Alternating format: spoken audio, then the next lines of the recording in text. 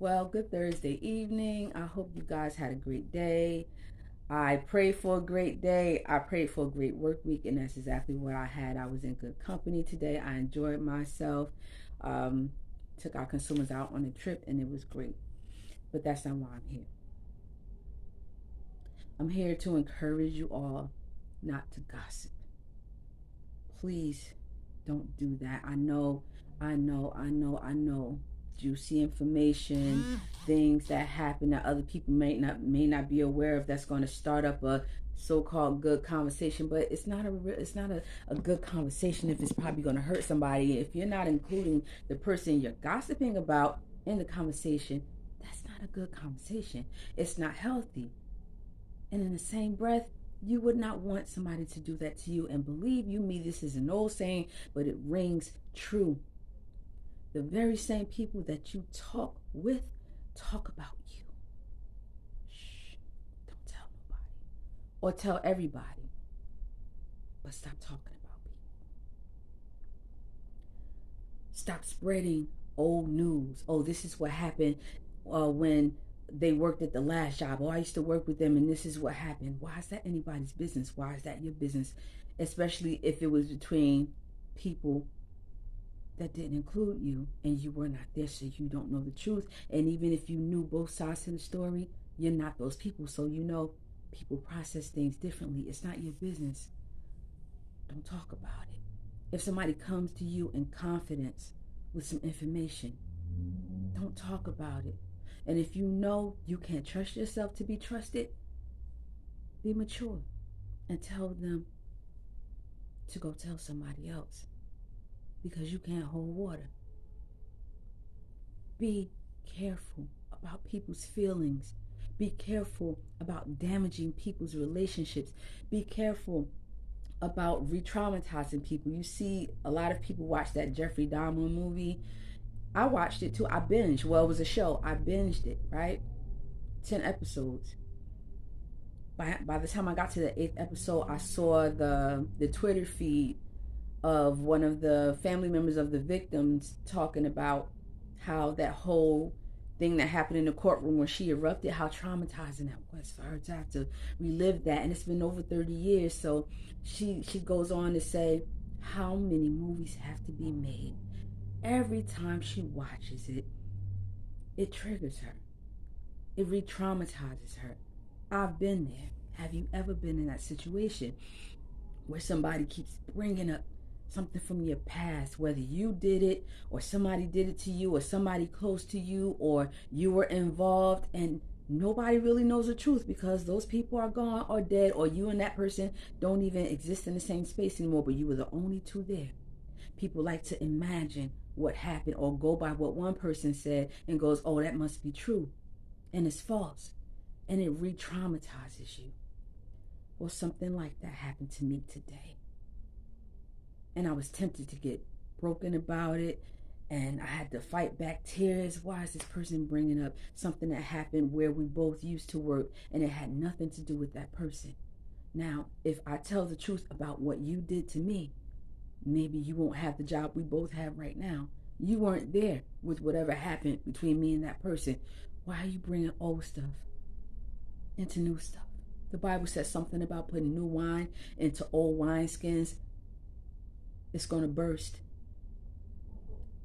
And even if I'm taking that out of context, you get what I'm saying. Stop bringing the old into the new. Stop gossiping. And I'm not just saying this because it happened to me, but it happens to most of us. Even you out there who gossip. It's wrong. It's wrong to keep retelling somebody's story, whether it's true or not, whether you have the facts or not, and adding on to it and imagining things and adding on what other people say. The Jeffrey Dahmer story, and it was supposed to be told by the producer from the perspective of the victims or the people around him, but all it did was humanize him to a point. That didn't even work. And I adore the work Ryan Murphy does. I commend him on what he does for his community, what he has done for black people, what he has done for the marginalized, what he has done for people, period.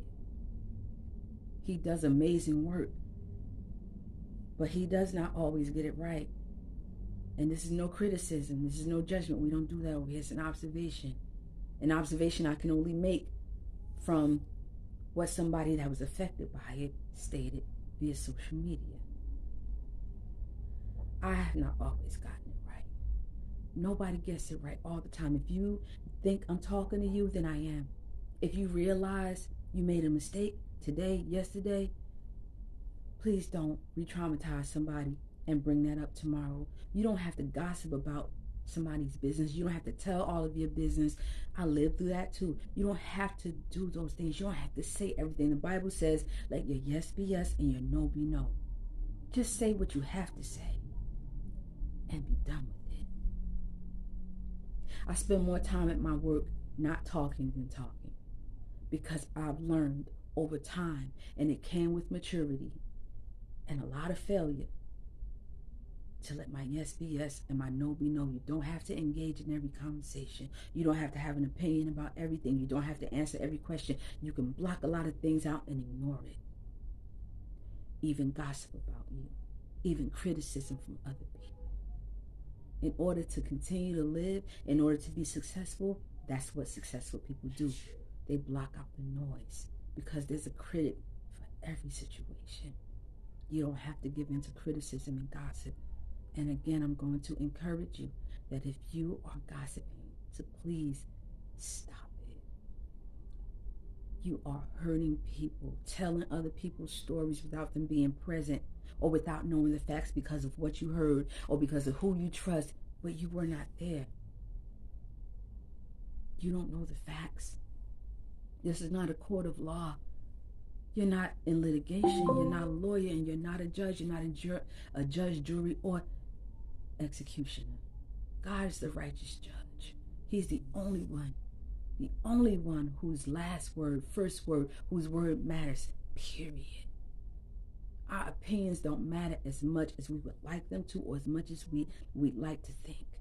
You're not safe in your gossip or in your gossiping circle, because when you walk away or when you go home, somebody's talking about you too. There is no honor amongst thieves. I'll say it again, there is no honor amongst thieves. If you do dirt together, and I'll say it again, there is no honor amongst thieves. If you do dirt together, how can you trust? And that's why there is no trust, because it's wrong. How can you trust somebody who's doing wrong with you? How can you trust them not to say anything? You can't. Tretch said it in a song, and I never forgot it. I do my dirt all by my lonely. Now, I'm not saying me, but if you're going to do your dirt, do it alone. Whatever you do, keep it to yourself. I don't know what's so enticing about other people's business. What's so enticing about gossip? Why is it so salacious, and we as a people, we're so thirsty for it? Why do we like other people's business in and out of our mouths when we have other things to deal with? We're still dealing with COVID as a society. We're dealing with monkeypox on top of other diseases and ailments and things that are plaguing our society. Black people are still being killed at an alarming rate by others and by our own. We have a lot of things to work on.